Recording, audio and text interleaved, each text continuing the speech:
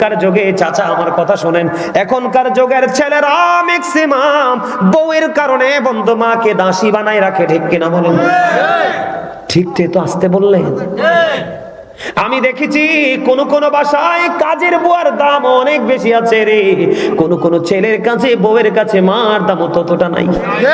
বন্ধু আমার নবী বলেছে মায়ের কলিজায় আগুন দিস না, তোর পুরো জীবন আগুনে জোর পুড়ে যাবে রে, তোর পুরো ওই ফিউচারটা বন্ধু আগুনে পড়ে যাবে।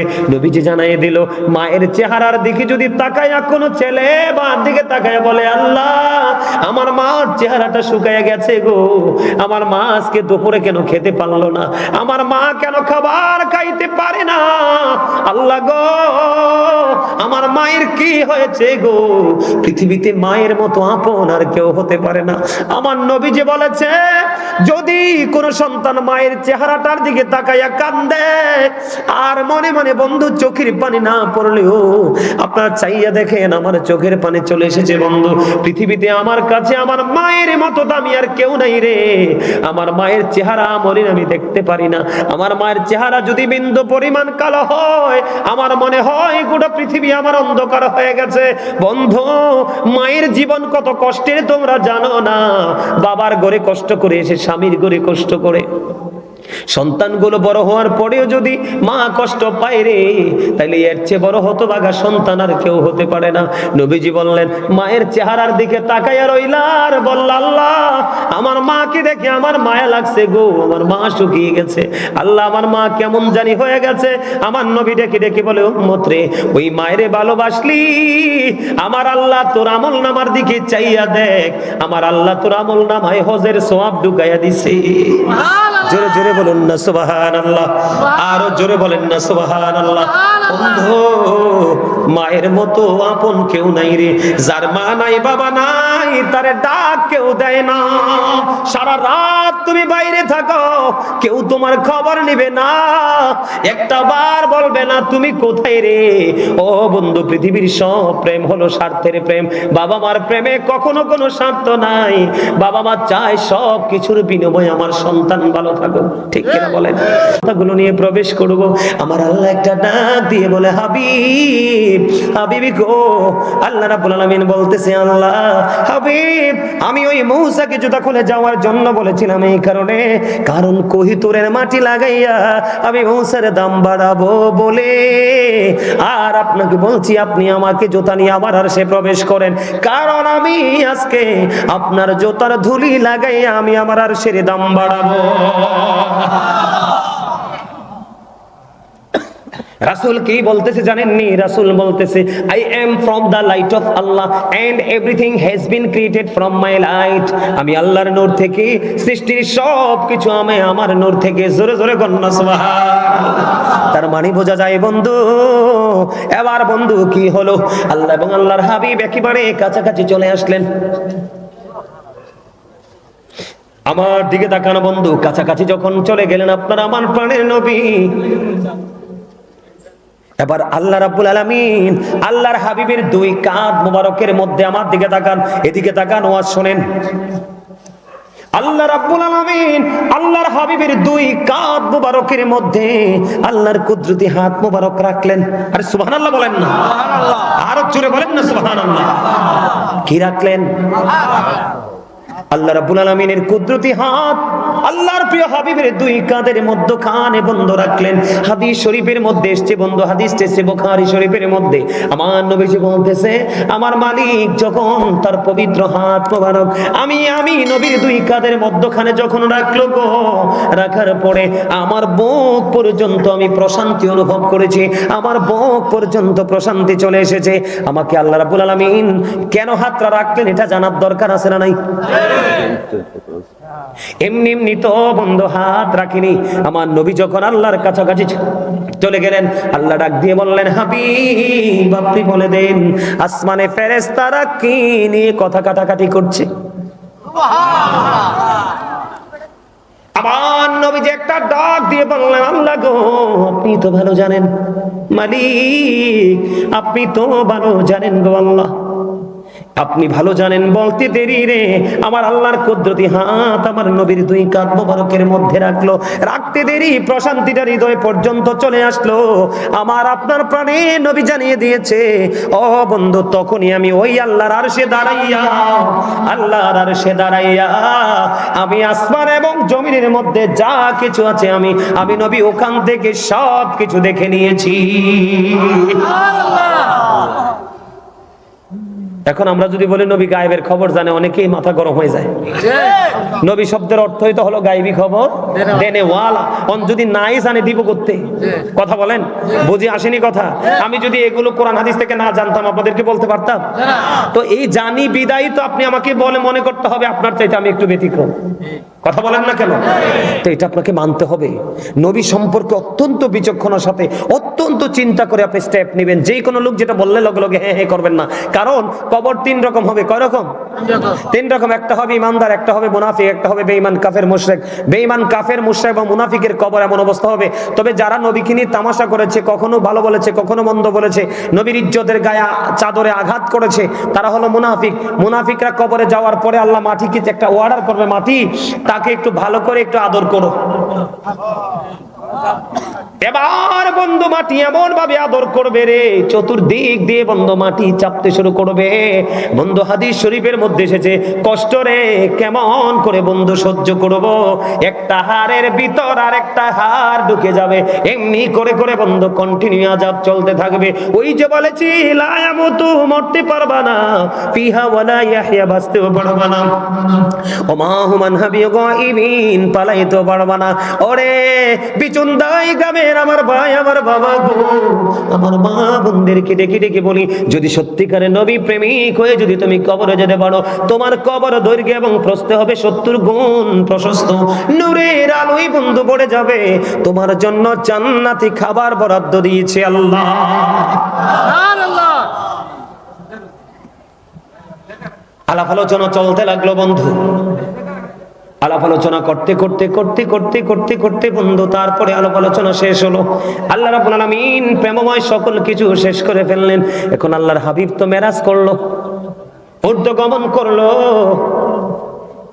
এখন হাবিবের উম্মতের জন্য তো মেরাজ লাগবে, কি লাগবে? উম্মতের জন্য মেরাজ লাগবে রে। আমার আল্লাহ উম্মতের জন্য 50 ওয়াক্ত নামাজ মেরাজ হিসেবে দিলেন। মূসা কালিমুল্লাহর কাছে আসার পরে মূসা নবী প্রশ্ন করলেন, আপনার নবী আল্লাহ, আপনার আল্লাহ আপনাকে কি দিয়েছে? কয় আমার উম্মতের জন্য মেরাজ দিয়েছে। কয় কি? কয় নামাজ। সুবহানাল্লাহ বলেন না। কত ওয়াক্ত? কয় 50 ওয়াক্ত। কয় আপনার উম্মত এই 50 ওয়াক্ত নামাজ পড়তে পারবে না, আপনি আবার ফিরে যান। ও বন্ধু, যাইতে যাইতে যাইতে যাইতে এক একবার গিয়ে 5 ওয়াক্ত, এক একবার গিয়ে 5 ওয়াক্ত, তাহলে 5 নং কত? 45 ওয়াক্ত নামাজ মাইনাস করে দিয়ে আপনার আমার প্রাণের নবী আপনার আমার জন্য মাত্র 5 ওয়াক্ত নামাজ দিয়ে আসলো। আল্লাহ ডাক দিয়া বলে, হাবিব আপনি চেয়েছেন আমি 5 ওয়াক্ত বরাদ্দ দিলাম হাবিব, কিন্তু কথা দিলাম গো, আমি আল্লাহ তো বলেছি 50 ওয়াক্ত। আপনার উম্মত গুলো যদি, আমার বান্দা গুলো যদি সঠিকভাবে যদি ওই 50 ওয়াক্ত না 5 ওয়াক্ত নামাজ যদি সঠিকভাবে পড়তে পারে, আমি আল্লাহ কথা দিলাম আমি তাকে 50 ওয়াক্ত নামাজের সওয়াব দিব। নবীজির মেরাজে আমাদের লাভ হয়েছে কিনা? আরো জোরে বলেন। আমাদের কোনো লস আসেনি, আমাদের কোনো লস নাই, আমাদের লাভ আর লাভ। বন্ধু, এই নবীকে ভালোবাসার দরকার আছে না নাই? এই নবীকে যদি আপনি আমি ভালোবাসে থাকি, তাহলে নবীজি যেটা বলেছে আমরা সেটা করব, যেটা বলেনি সেটা করব না। কথা বলেন। আপনাদের এলাকায় বন্ধু, আপনাদের এলাকায় ছেলেরা মা বাবার সাথে খারাপ ব্যবহার করেনি? বেশি বেশি করে। হ্যাঁ, হুজুরটি আরো বেশি করে।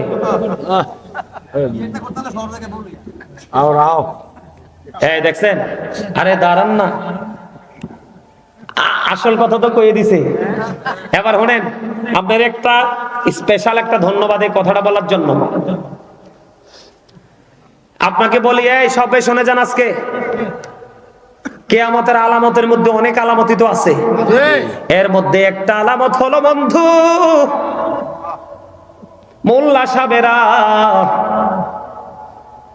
আমার নবী বলেছেন কিয়ামতের আগে একটা মেতর, একটা মুচি, একটা কামার, একটা তাঁতি, একটা জেলে, একেবারে লোকাল কোয়ালিটির মানুষ, অতি সাধারণ মানুষ, ওই অতি সাধারণ মানুষের তুলনায় অতি সাধারণ মানুষের চাইতেও নিকৃষ্ট হবে নামধারী মৌলবীরা। জোরে জোরে কন্যা নাউজুবিল্লাহ। কিয়ামতের আলামতের মধ্যে অন্যতম একটা আলামত হলো বন্ধু, কিয়ামতের আগে মোল্লারা, ওই যে আপনি বলেছেন এটা কিয়ামতের আলামত। আমি আসার সময় একজন মুরব্বী মোবাইলে একটা ভিডিও দেখাইছে, হুজুর একটু অনুরোধ, আমার একটা আলোচনা শোনাইবেন। কি শোনাইবেন? কয় আমি একজন আপনার পাগল ভক্ত, রাত দিন আপনার আলোচনা শুনি, মুরব্বী মানুষ, একটা ভিডিও দেখাইছে, এটা নিয়ে একটু আলোচনা করবো বন্ধু। এটা আমি মনে করি এখন করা ফরজ। আমি আপনাদেরকে বলি, আমি নবীকে ভালোবাসলে হবে না, নবীর ভালোবাসাটা কেমন হবে? নবী যেটা বলেছে সেটা যদি মানি তাহলে নবীর ভালোবাসা। নবীজি যেটা বলেনি সেটা যদি করি তাহলে কখনোই নবীর প্রেম হয় না। কথা বলেন না কেন? মারে সারাদিন বললাম, মা গো, বাবা গো, তোমাকে ভালোবাসি, কিন্তু মা চাইলেও দেই না, বাবা চাইলেও দেই না, এটা ভালোবাসা নি। কিন্তু কিছু বলবো না, মায়ের যখন যেটা প্রয়োজন, বাবার যখন যেটা প্রয়োজন, এটা এনে তুলে দিলাম, এটা হলো প্রকৃত প্রেম। আমি আপনাদেরকে বলি বন্ধু, একটা হাদিস শরীফ ছোট্ট করে শোনেন। আল্লাহর হাবিবকে প্রশ্ন করলেন একজন, ইয়া রাসূলুল্লাহ, আমার কাছ থেকে সবচেয়ে ভালো আচরণ পাওয়ার হক কার বেশি? আপনার শরীরটা ঘামাইলো কেন? শরীর কি খারাপ? হ্যাঁ, কোনো সমস্যা আছে? আমি কিন্তু এরকম ঘামের মানুষ দেখলে ভয় পাই। না না, সত্যি তো, দেখেন না, আমার কিন্তু একটা ফুটছি, এই একটা নিচে কত মোটা জুব্বা, এরপরেও কিন্তু আমার ওইরকম গরম লাগে না। কথা কইতে কিন্তু অনেক কষ্ট, জানেন না? এটা পুরো প্রেসারটা আসে হার্টের উপরে, কিন্তু আমাদের হার্ট কখনোই দুর্বল হবে না ইনশাআল্লাহ, কারণ Zika is the heart medicine. Zika is the heart medicine, জিকির হলো হার্টের ওষুধ। আপনাদেরকে ভালো কাজে ডাকতেছি, মন্দ কাজ ছেড়ে দেন বলতেছি, এটা তো জিকির। যত জিকির করব ততই হার্ট স্ট্রং হবে, ঠিক না? ঠিক। আপনারা খুশি তো? সবাই খুশি? মন থেকে বলেন। আপনারা গজল পছন্দ করেননি সবাই? আরো জোরে বলেন। গাইবো একটু গজল? একটু গজল গাইবো? জাহান্নামের আগুন মাবুদ, সইতে পারবো না,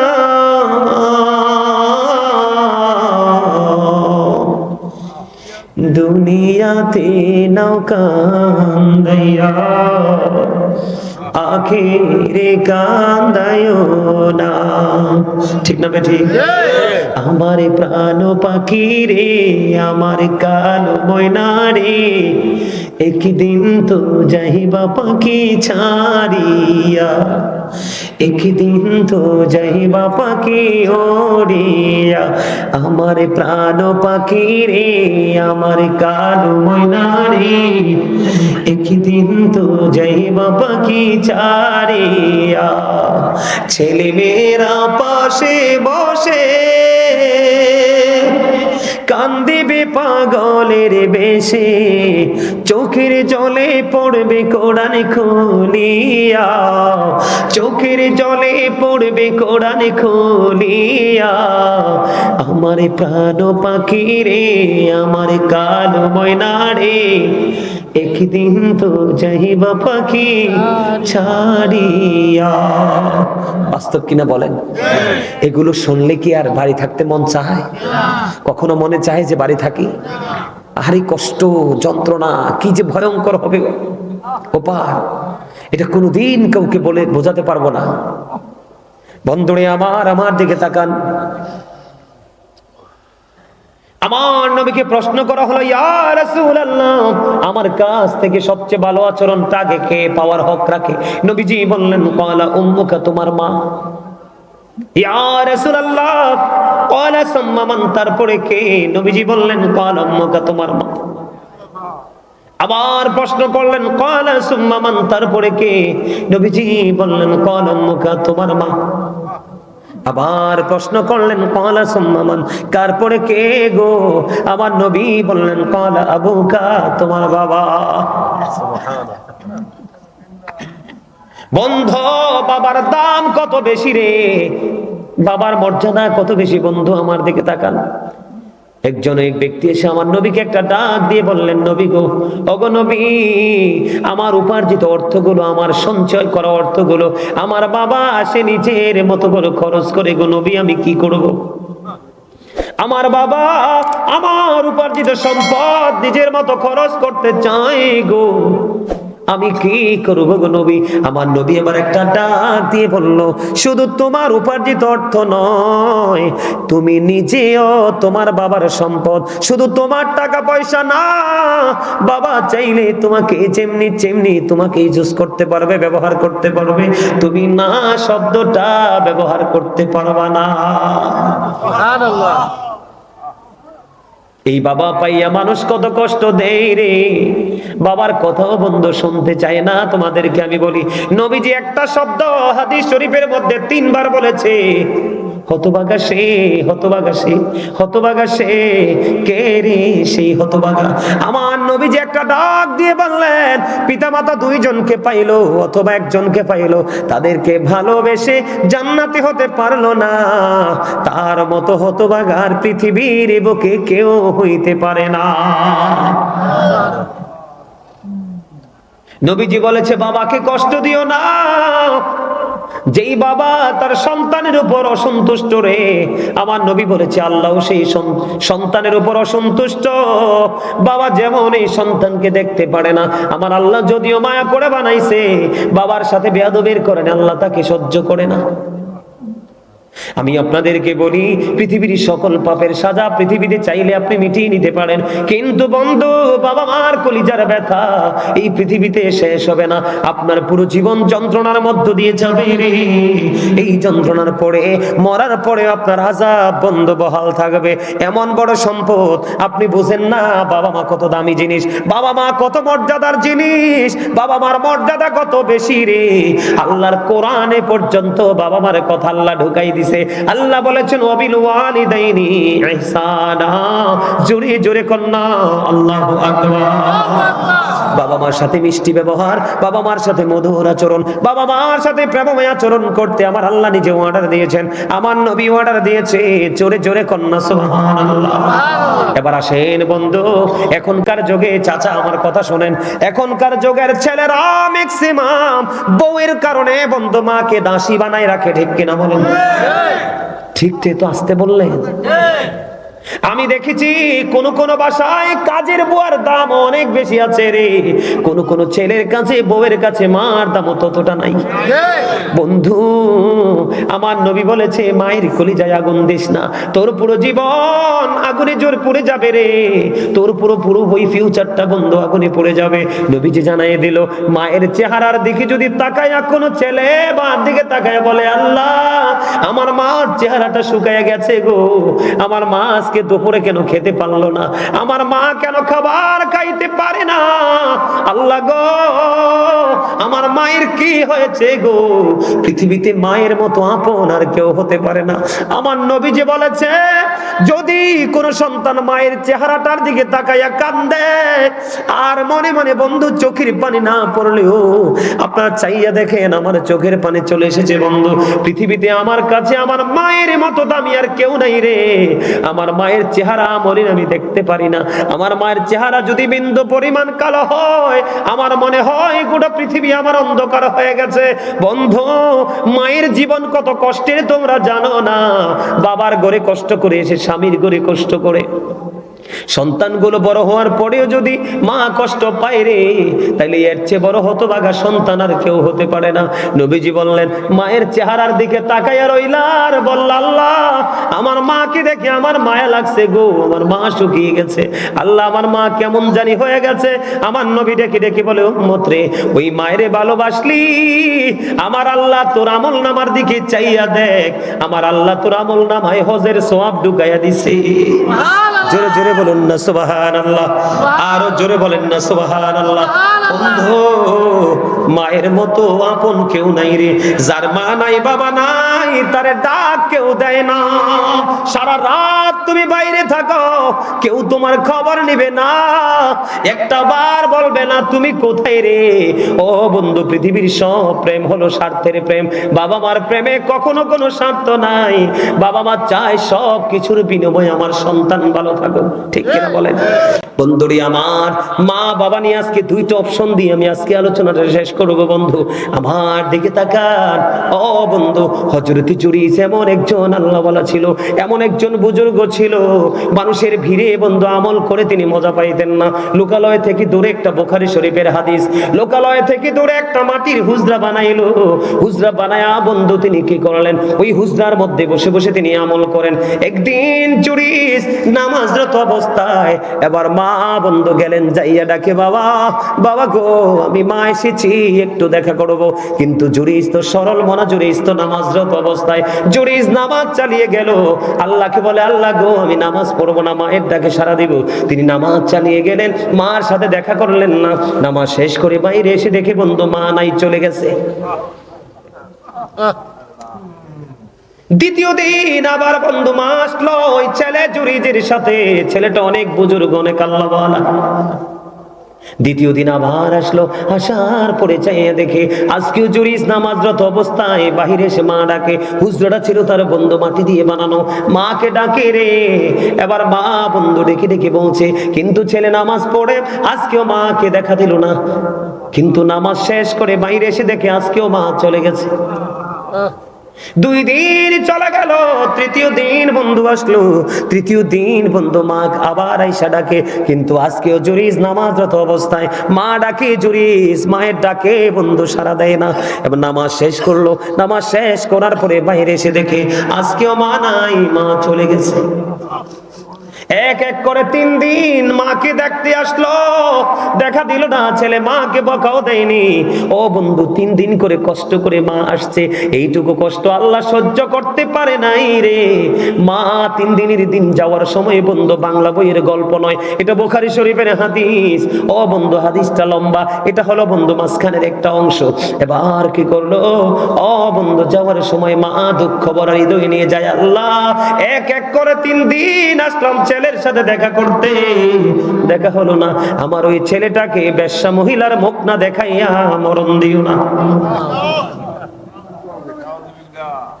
খেয়াল করবেন হাদিস শরীফটা বন্ধু, এইটাই যথেষ্ট, যারা বোঝার এইটুকুই এনাফ। মা তো বলে চলে গেল। এবার বন্ধু পাশে ছিল এক বেশ্যা মহিলা, হাদিস শরীফের মধ্যে এসেছে, পাগল হয়ে গেছে। বেশ্যা মহিলা বন্ধু সন্তান পেটে ধরেছে। সন্তান যখন বড় হলো প্রসব করলো, লোকে জিগায়, ও বেশ্যা মহিলা, তোমার এই বাচ্চাটা তুমি কোত্থেকে আনছো? কারণ তার তো কোনো স্বামী নাই। এতদিন কিন্তু বেশ্যা মহিলা হযরত জুরিসকে নিয়ে ভাবে না। এবার বেশ্যা মহিলা ডেকে ডেকে বলে, রে আমি বাচ্চা এনেছি জুরিস থেকে। আসলে জুরিস কিছুই জানে না বন্ধু। জুরিস যদিও পরেশগার আল্লাহওয়ালা রে, মায়ের অভিশাপে তার কপাল পড়ে ছাই হয়ে গেছে। মানুষ বলতেছে, জুরিস তুমি কেমন করে এই কাজটা করতে পারলা? আসলে তো জুরিস এটার খবরই জানে না। মানুষগুলো দৌড়ে চলে আসলো, মাটির হুজরাটা বন্ধ ভেঙে ফেললো, জুরিসকে প্রহার করতে। বন্ধু বাচ্চাটাকে জুরিজের সামনে আনা হলো। বাচ্চাটার পেটটার উপর জুরিজের হাত রাখিয়া অসংখ্য মানুষ বন্ধু দৃশ্য দেখার জন্য দাঁড়িয়ে আছে। বেশ্যা মহিলা বাচ্চাটার পেটটার উপর বন্ধু জুরিজের হাতটা রেখে বলল, বাবু বলো না তোমার বাবা কে? এবার ওই বাচ্চাটা ডাক দিয়ে বলল, ওই রাখাল আমার বাবা। জোরে জোরে বলেন না সুবহানাল্লাহ।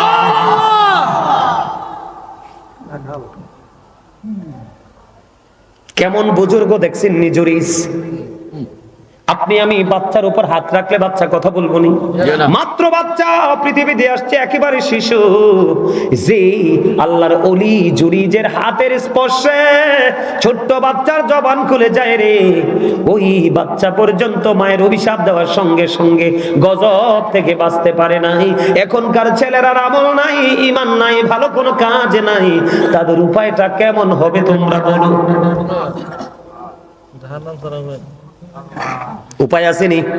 এই জন্য বলবো, ও বিচুনদারি গ্রামের আমার যুবক ভাইয়েরা, তোমরা একটু হৃদয় খুলে শোনো, রাসূলের সাথে প্রেমের ডুরি লাগাও, হক্কানি আলেমদের সাথে প্রেম করো, দেখবা জীবন কত সুন্দর, তোমার ভবিষ্যৎ হবে অত্যন্ত মধুময়। এটা গেল একটা বন্ধু, জুরিস তো বকা দেয় নাই, গালি দেয় নাই, কোনো কিছু চাইছে দেয় নাই, নামাজ পড়ে, আর পড়েও যদি মায়ের এই দুঃখ আল্লাহ সইতে না পারে, তাহলে তোমার আমার তো হদিশে থাকবে না। এবার আসেন বন্ধু, আরেকটা ঘটনা শোনাই। মায়ের দোয়াটা কত বড় নেয়ামত। ঈসা নবী এমন একজন নবী, বাবা ছাড়া পৃথিবীতে আসছে। আল্লাহর নবী মেরাজে গিয়ে দেখা করেছে, আপনাদের খেয়াল আসেনি? কোন আসমানে? দ্বিতীয় আসমানে, মনে আসেনি ওয়াজ? ঈসা নবী একদিন আল্লাহর কাছে বললেন, আল্লাহ গো, এই জামানায় আমার সে কোন বুজুর্গ লোক আসেনি। ঈসা রুহুল্লাহ, আল্লাহর নবী, আমাদের আগের নবী। এবার কি করলেন? আল্লাহ রাব্বুল আলামিন ঈসা রুহুল্লাহকে বলে দিলেন, ঈসা, একটা রাস্তা দেখিয়ে দিলাম, তুমি এই রাস্তা দিয়ে অগ্রসর হও। এবার বন্ধু ঈসা রুহুল্লাহ ওই রাস্তা দিয়ে অগ্রসর হতে লাগলেন। আল্লাহর অর্ডারে বন্ধু হাঁটতে শুরু করলেন। হাঁটতে হাঁটতে হাঁটতে হাঁটতে হাঁটতে হাঁটতে বন্ধু কিছু দূর চলে গেলেন। যাওয়ার পরে যাইয়া দেখলেন রাস্তার মধ্যখানে বিশাল বড় একটা পাথর। পাথরটার রং ছিল বন্ধু সাদা। পাথর দেখার পরে রে এবার ঈসা রুহুল্লাহ একটু আশ্চর্য হয়ে গেলেন, মালিক, অর্ডার তো তুমি দিয়েছো, কিন্তু এই পরিস্থিতি কেন গো? আমার আল্লাহ একটা ডাক দিয়ে বললেন, ঈসা রে, তোমার হাতে যে লাঠি, তোমার হাতে যে আশা আছে রে, ওই লাঠিটা তুমি পাথরে আঘাত করো। পাথরটাতে আঘাত করা হলো বন্ধু। পাথরের মধ্যে যখন আঘাত করলো, আঘাত করার পরে বন্ধু দেখতে পাইলেন পাথরটা ফাইটা দুইটা টুকরা হয়ে গেল, আলাদা হয়ে গেল। এবার ঈসা নবী চাইয়া দেখলেন ওই পাথরের মধ্যে বসবাস করতেছে জয়ীফ এক বৃদ্ধ লোক। সুবহানাল্লাহ, জোরে কন্যা সুবহানাল্লাহ।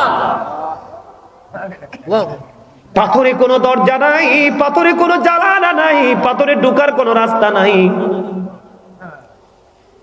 এই আশ্চর্য হয়ে গেলেন ঈসা রুহুল্লাহ। আল্লাহ তাৎক্ষণিক ভাবে আল্লাহর দরবারে বন্ধু দরখাস্ত করে দিলেন, মালিক, আমি আশ্চর্য হয়ে গেলাম কি দেখে বন্ধু। ঈসা নবীজি ওই জয়ী বৃদ্ধ লোক, যেটা পাথরের মধ্য থেকে দেখা গেল পাথর ভাঙার পরে, বৃদ্ধকে একটা ডাক দিয়ে বললেন, আপনি কে গো? আপনার যে পাথরের মধ্যে বসবাস করেন, এই বসবাসের বয়স কত বছর চলে? এবার ওই বৃদ্ধর জবান খুলে গেল রে। ওই বৃদ্ধ একটা ডাক দিয়ে বলতেছে, আমি যেই পাথরের মধ্যে বসবাস করি, ওই যেই পাথরের মধ্যে বসবাসের বয়স হলো 400 বছর। কত বছর? 400 বছর। এই লোকটা কি জোয়ান না বুড়া? কথা বলেন না কেন বন্ধু? মা বাবাকে ভালোবাসতে জোয়ান বুড়া লাগে না, মা বাবাকে ভালোবাসা সব বয়সে দেওয়া যায়। কারণ পৃথিবীর মানুষের কাছে তুমি বুড়া মুরব্বী, আমি বুড়া হয়ে গেছি, আমার চুল পেকে গেছে, কিন্তু মায়ের কাছে এখনো ছোট্ট সেই সোনামণি। কথা বলেন না কেন? এবার বন্ধু বড়কে ঈসা নবী প্রশ্ন করলেন, আপনার বয়স 400 বছর, এই পাথরের কোনো দরজা নাই, জানালা নাই, আপনি খাবার খান কেমন করে? কয়, আমার খাবার আমার আল্লাহ প্রতিদিন জান্নাত থেকে পাঠায়। এই যে বড় সামনে কিন্তু জান্নাতি ফল ঈসা নবী দেখতে পেয়েছে। কি পেয়েছে? ঈসা নবী দেখতে পেয়েছে।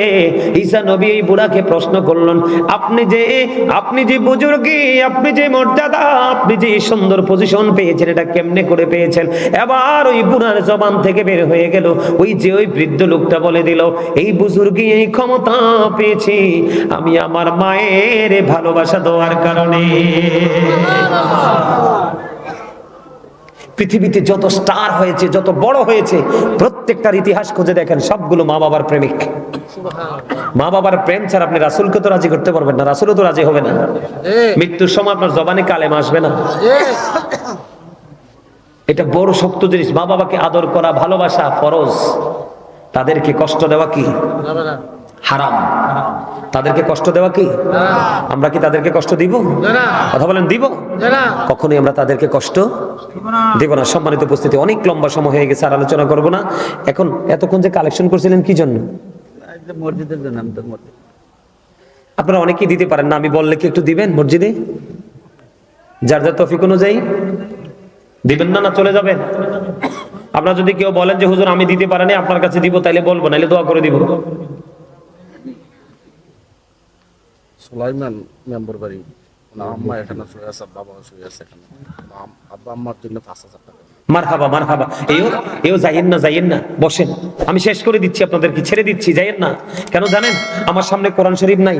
কোরআন শরীফ যদি থাকতো আমি আপনাদেরকে বলতে পারতাম, যেহেতু কোরআন শরীফ লাগবে না, আমার দিকে তাকান, যাইয়েন না। শেষ ভালো যান, শেষ ভালো যান। আজকের মাহফিলের পরিপূর্ণ সওয়াব নিয়ামত নিয়ে যাবেন যারা শুরু থেকে শেষ পর্যন্ত বসছেন। যারা মনে করেন যে ফরমালিটি, শুধু বসলাম আর গেলাম, আপনারা কিচ্ছু পাবেন না। এতক্ষণ আলোচনা শুনেছেন, হৃদয় জোর করে আমি খুশি হয়েছি, আমার আল্লাহ আশা করি খুশি হবে। জোরে কোন আমিন। এদিকে তাকান। আল্লাযীনা ইউমিনুনা বিল গায়বি ওয়া ইয়াকিমুনাস সালাতা ওয়া মিম্মা রাযাকনাহুম ইনফিকুন। আল্লাহ বলেছেন সাবধানী ওরাই যারা অদৃশ্যে বিশ্বাস করে, সালাত কায়েম করে, ওয়া মিম্মা রাযাকনাহুম ইনফিকুন, যারা আল্লাহ যে ধন দিয়েছে, সম্পদ দিয়েছে, তা থেকে আল্লাহর রাস্তায় ব্যয় করে। জোরে কন্না মারহাবা, আর জোরে বলেন মারহাবা। এইও আমার দিকে তাকান, আমিও তো গুনাহগার। আমার গ্রামের 32 বছরের পুরনো একটা মসজিদ মাত্র 5 মাসে আমি কমপ্লিট করে ফেলেছি। আলহামদুলিল্লাহ। কয় মাস? মাত্র 5 মাসে। আমার সাথে আমার ভালোবাসার কিছু মানুষ যুক্ত ছিল। 32 বছরের পুরনো মসজিদ, আশেপাশে অনেক বিল্ডিং হয়েছে, কিন্তু মসজিদে 10 টাকা কেউ দেওয়ার। আমি যে মসজিদের কাজ আল্লাহ আমাকে দিয়ে গোলামিটা করাইছে, আমি ধরছি 5 মাসে কমপ্লিট করেছি। আপনারা অনলাইন খুঁজে দেখবেন, দেখলে আপনাদের চক্ষু ঠান্ডা হয়ে যাবে। রাতে যদি এই মসজিদের দৃশ্য দেখে মানুষ মনে করে সত্যিকারের এক টুকরো জান্নাত। ডিজাইনটা লাইট